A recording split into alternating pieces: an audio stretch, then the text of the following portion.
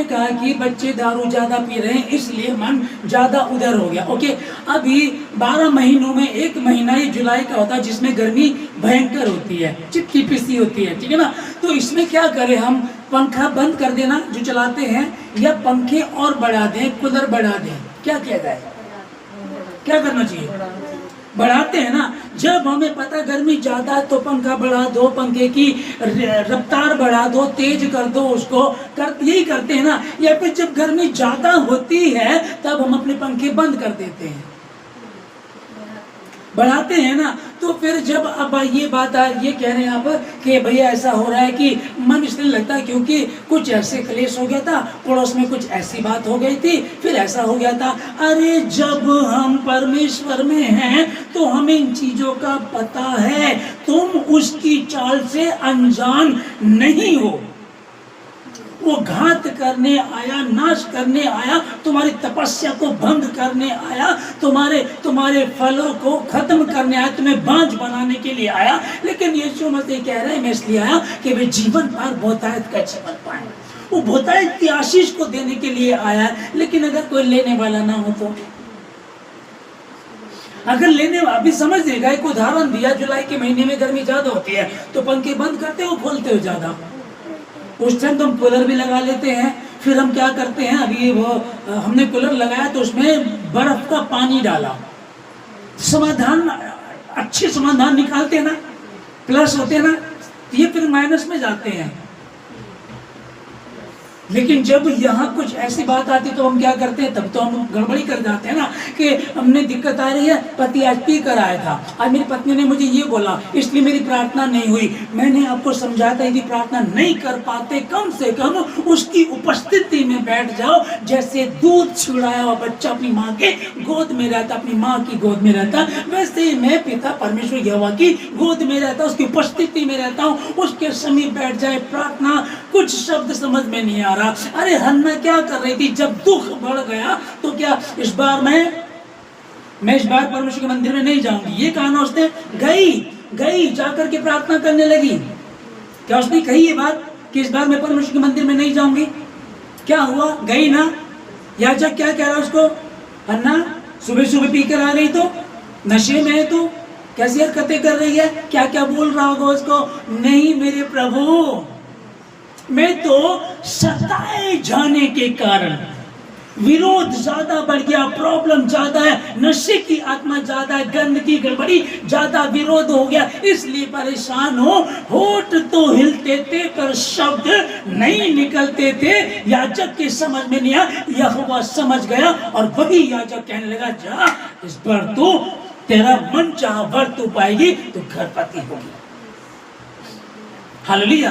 अगर हम इसको नहीं समझ पाए, देखिए शैतान तो है, उलझाएगा वो। बड़े बड़े उलझ गए, बड़े बड़े विद्वान, बड़े बड़े खुदा के खादिम, कैथरीन कुलमिन नाम की एक स्त्री, ब्लैक एंड व्हाइट टाइम की ऐसी परमेश्वर की दासी, जब वो पुलपिट पे आती थी तो वो सिर्फ इतना बोलती थी कि परमेश्वर के आत्मा को, पवित्र आत्मा को शोकित मत करो, इतना बोलती थी। टूटी हड्डियां जुड़ जाया करती थी।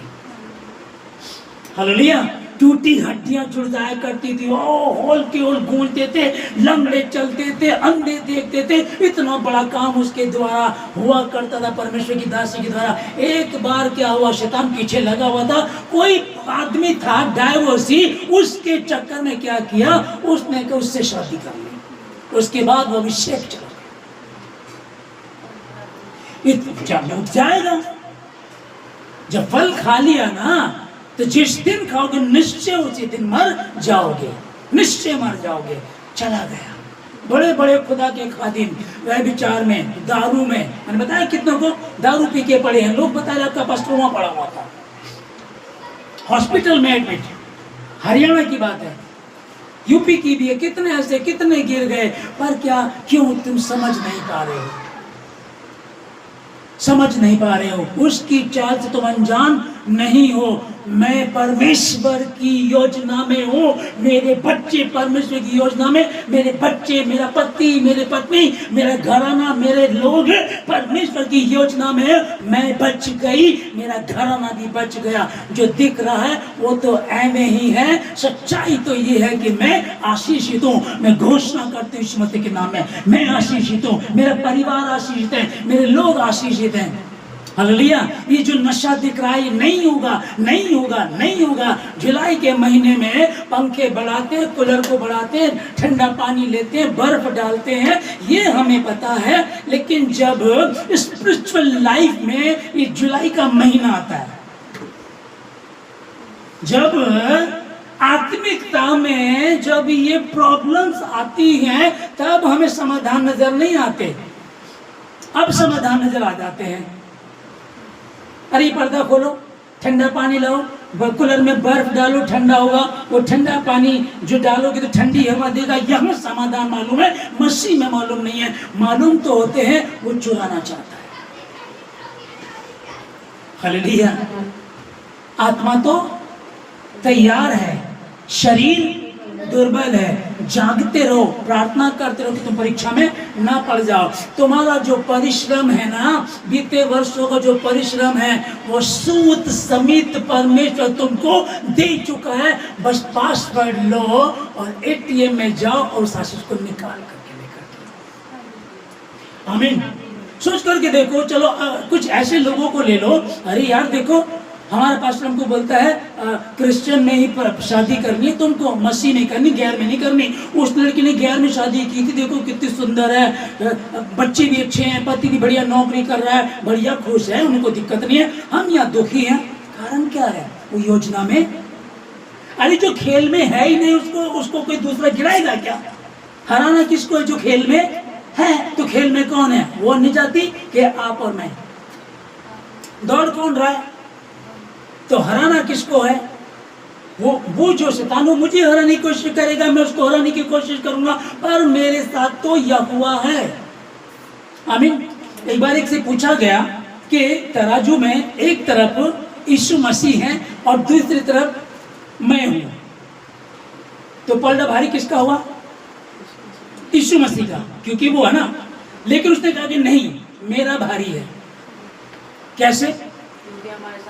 क्योंकि मेरे भीतर यीशु मसीह, उधर तो यीशु मसीह अकेला है, इधर यीशु मसीह मेरे अंदर है और 55-60 किलो मेरा अपना हो गया। तो किसका पलड़ा भारी हुआ? तो विजय भी किसके कारण से हूं? उसी यीशु मसीह के कारण। वो खुद को हरा करके हमें जिता रहा है। वो भाई समझ आ रहे हैं? उसी पलड़े में है, वो 1 सेकंड में हरा सकता है, लेकिन खुद को हरा रहा है। कैसे हम विजय? क्योंकि मेरा शरीर मेरा नहीं, परमेश्वर का पवित्र मंदिर है, परमेश्वर का आत्मा इसमें वास करता है, पवित्र आत्मा इसमें है, उसके दूत मेरे साथ रहते, यीशु मसीह इसमें रहता है। हम क्या हार सकते हैं? कमजोर पड़ सकते हैं? आमीन। किसको हरा है? कौन? यीशु मसीह। क्या है बेटी? हर बाप हारना चाहता अपने बच्चे से। माँ हारना चाहती है ना, ताकि तू जीते, चाहते हैं ना। तो वो बाप हमसे कम समझदार है क्या? पलड़े में है लेकिन हमको जिता रहा है। क्यों? चाहता है। हालेलुया। घोषणा करिएगा और यही बोलिएगा, मेरे निकट 1000 मेरे 10,000 गिरेंगे, परंतु मुझ तक मैं यहोवा के विषय कहूंगा, वो मेरा दृढ़ गढ़ है, वो मेरा परमेश्वर है, वो मेरा शरण स्थान है, वो मेरा परमेश्वर है। कोई महामारी मेरा हिस्सा नहीं है, कोई महारोग, कोई बीमारी, टोना टोटका, नशे की गंदी आत्माएं, वह विचार, गड़बड़ी, क्लेश, उलझने, ये सब मेरा हिस्सा नहीं है। क्योंकि मैं परमेश्वर के छाया स्थान में बैठा रहता हूँ, बैठी रहती हूँ, इसलिए सर्वशक्तिमान की छाया में ठिकाना पाऊंगी। आप ऐसा घोषणा करेंगे, जो बोलना चाहेंगे वही हो जाएगा। मैंने कितनी बार आप लोगों को बताया है, पास्टर्स की पत्नियां पीठ पीछे बुराइयां कर रही पति की दूसरे पास्टरों के सामने। कौन सी दुनिया में जी रही हैं? ये ऐसे हैं, ये वैसे हैं, ये यूं करते हैं। तो तुम क्या हो? हालेलुया। क्या करना, चलिए आप आत्मिकता में आप घुटनों पर जाओ, आप उपवास रखना शुरू करो और देखो अगर पति गलत है तो आप उपवास रखो, आप उसके जीवन को बदल दो। नहीं तो फिर भैया कानू तो बदलने के लिए आया है। शैतान चूकता, वो चूकता नहीं, हम चूक जाते हैं। सर्वशक्तिमान परमेश्वर आपका धन्यवाद देते पिताजी सारी बातों के लिए खुदावन।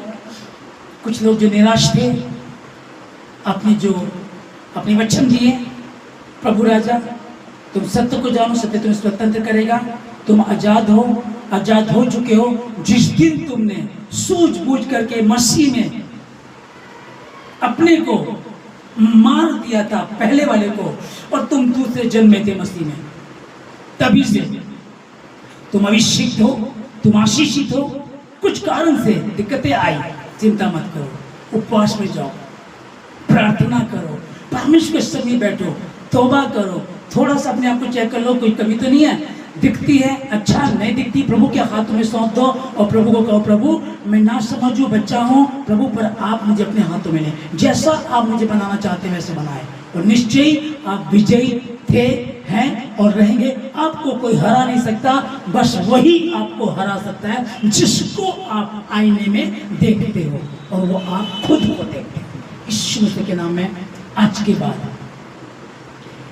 बाद घोषणा करें, जीव के वश में जीवन भी है, मृत्यु भी है। जीवन की बातें बोलें। मेरे बेटे ने नशा छोड़ दिया, मेरा पति सुधर गया, मेरी पत्नी बदल गई, मेरा पति बदल गया, मेरे बच्चे उन्नति कर रहे हैं, हम आशीषित हैं, हम आशीषित हैं, हम आशीषित हैं, हम परमेश्वर की योजना में हैं। आप ऐसे बोलते जाइएगा, निश्चय ही खुदा आपको वही करा देगा जो आप बोल रहे हैं, क्योंकि प्रभु ने खुद कहा था जैसा तेरा विश्वास वैसे तेरे साथ हो जाएगा। मैं तो पहले ही ठीक थी, मैं तो पहले ही ठीक था। तो मतलब परमेश्वर पे दोष लगा रहे हैं कि परमेश्वर ने जो दिया वो गलत था, तुम्हारा बाप गलत था। ना समझी करते हैं कुछ लोग। तौबा करें, माफी मांगे, उसके समीप बैठे, कहें प्रभु जाने जाने में गलती हुई, क्षमा करते हैं, अपनी महिमा करें। आशीष दे तो यीशु मसीह के नाम में अपने को खुदा आपको हर बुराई से बचाए, किसी परीक्षा में पढ़ने न दे, और अब सेव नहीं रहेंगे, अब आप गवाही के साथ लौटेंगे। यीशु मसीह के नाम से प्रार्थना को मांगते हैं।